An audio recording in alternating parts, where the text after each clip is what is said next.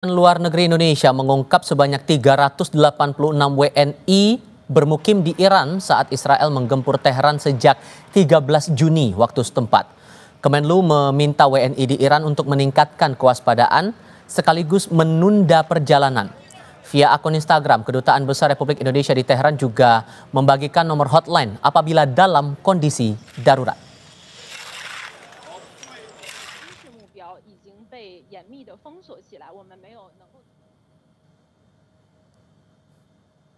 Kita bahas lebih lanjut terkait kondisi warga negara kita di tengah konflik Iran dan Israel ini bersama dua narasumber. Bergabung lewat sambungan dalam jaringan Direktur Pelindungan WNI Kementerian Luar Negeri Yuda Nugraha dan juga bergabung bersama kami pengamat Timur Tengah Hasibullah Satrawi. Assalamualaikum, selamat malam semuanya dengan Tifat. Waalaikumsalam Mas Tifa. Terima kasih semua sudah bergabung bersama kami. Saya bicara yang terdekat dulu nih Mas Yuda. Ada kabar yang beredar bahwa imbas dari serangan Israel ini atau konflik kedua negara ini berdampak pada proses pemulangan jamaah haji kita untuk kembali ke Indonesia. Apakah itu terkonfirmasi? Ya, memang betul dalam konteks serangan Iran ke Israel dan juga serangan balasannya, ya, kita melihat bahwa ada beberapa negara yang melakukan penutupan wilayah udara, antara lain Iran, kemudian Yordania, kemudian Irak. Ya, namun kami tidak melihat bahwa jamaah haji kita yang ada di wilayah Saudi terdampak. Oke. Dan sejauh ini prosedur atau proses pemulangan tidak ada masalah ya Pak? Tidak ada masalah. Memang kami mencatat ada juga yang stranded, namun tadi kami sampaikan yang stranded ini ada dua peziarah yang ada di kota Qom. Itu stranded di Teheran dan kemudian yang ada juga di kota Aman. Ada 8 jamaah haji kita yang berasal dari Inggris, ya, pada saat itu sedang mampir ke Aman dan kemudian stranded di sana. Namun sudah ditangani oleh KBRI Aman dan juga KBRI Teheran. Oke. Konteks berikutnya dengan jumlah 386 WNI kita yang masih berada di Iran di tengah konflik ini, apakah sudah mulai ada yang dipulangkan prosesnya atau ini prosedurnya dalam tahap mana dulu nih Pak untuk proses pemulangan mereka? Ya, dapat kami sampaikan bahwa KBRI Teheran telah menetapkan rencana kontingensi sejak bulan April tahun 2024 dan sejak saat itu kita telah menetapkan status siaga 2 dan berlaku hingga saat ini. Ya. Dalam konteks siaga 2 kita minta warga negara kita meningkatkan kewaspadaan dan jika memungkinkan dapat pulang keluar dari Iran secara mandiri. Ya. Dan tentu tidak mengharapkan perlu menunggu sampai siaga 1 ketika suasananya atau situasinya sudah membahayakan jiwa. Ya. Namun kita terus berkomunikasi dengan warga negara kita yang ada di Iran. Total 386 ini tersebar di 11 kota. Mayoritas ada di kota Qom. Mereka ini adalah pelajar dan mahasiswa. Secara umum kondisi mereka tetap tenang. Ya, tidak ada warga negara kita yang menjadi korban dari serangan Israel. Oke, dan 386 ini saya perlu penegasan lagi, sejauh ini mereka meminta untuk dipulangkan atau ada yang memilih untuk bertahan di sana Pak? Sejauh ini belum ada yang meminta untuk dipulangkan. Ya, mereka masih tetap berada di lokasi masing-masing. Namun kami sudah meminta agar mereka waspada, ya, dan kemudian mempersiapkan jika terjadi ada eskalasi lebih lanjut.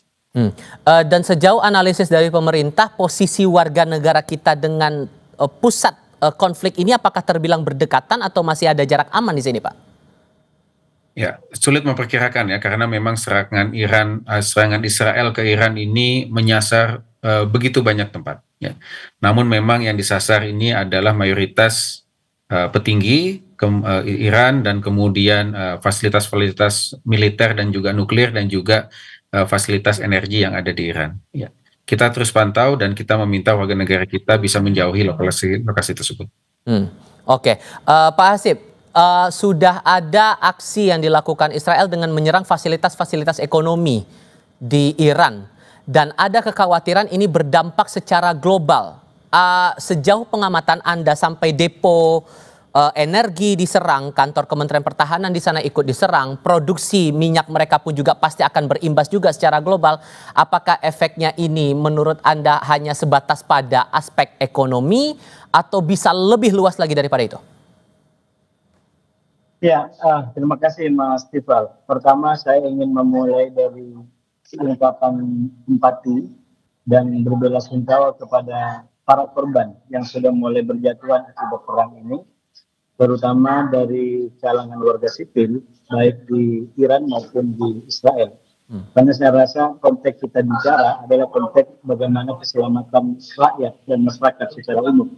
Dan saya secara pribadi sebagai aktivis perdamaian, Mas, berkali-kali menyampaikan kita ingin tata kehidupan yang lebih baik, yang lebih damai dalam konteks situasi yang terjadi belakangan ini. Nah, yang kedua, menjawab pertanyaan Mas Tifa, menurut saya memang yang sudah terjadi sekarang ini, kalau secara politik saya mengamati eskalasinya meningkat ya. Bahkan polanya kalau di ibarat pertandingan sepak bola ini, Israel tampil dengan penyerangan yang begitu kuat di hari-hari pertama, ditandai dengan tewasnya tokoh-tokoh penting di Iran, tokoh militer dan ahli nuklir yang jatuh di situ. Tapi di hari kedua Iran coba mulai mengimbangi, dan di hari ketiga menurut saya situasinya sudah agak dalam tanda kutip agak berimbang, karena ternyata serangan Iran mampu menjangkau titik-titik terdalam di Israel, bahkan dampak kehancurannya luar biasa. Kita melihat bagaimana apartemen besar rontok dan menimbulkan korban puluhan orang, baik yang luka maupun yang meninggal. Nah, oleh karena itu yang ditanyakan oleh Mas Tifa tadi, memang tidak bisa tidak perang ini kalau terus berlanjut akan memberikan efek global, terutama secara ekonomi yang saya menyebutnya itu sebagai efek tidak langsung.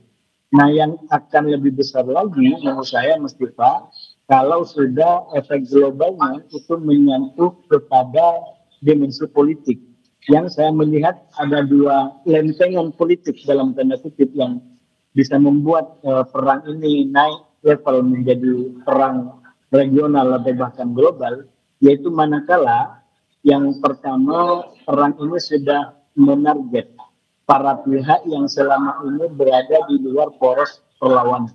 Nah, di luar poros perlawanan itu sebenarnya kalau dalam konteks peta kelompok di Timur Tengah, itu berarti negara-negara yang selama ini tidak masuk dalam barisan pro-Iran, katakan seperti Yordania, katakan seperti Mesir, atau mungkin negara-negara Teluk yang memang selama ini berhubungan dengan minimalnya Amerika, atau bahkan sebagian di antara mereka bahkan sudah bekerja sama dengan Israel.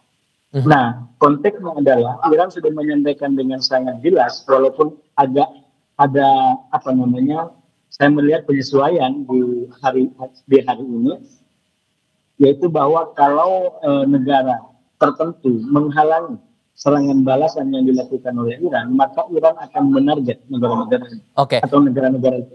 Singkatnya, sorry saya potong Pak. Singkatnya, kalau melihat eskalasi yang ada sekarang, apakah kemudian ada peluang titik tengah untuk bisa menyelesaikan konflik ini?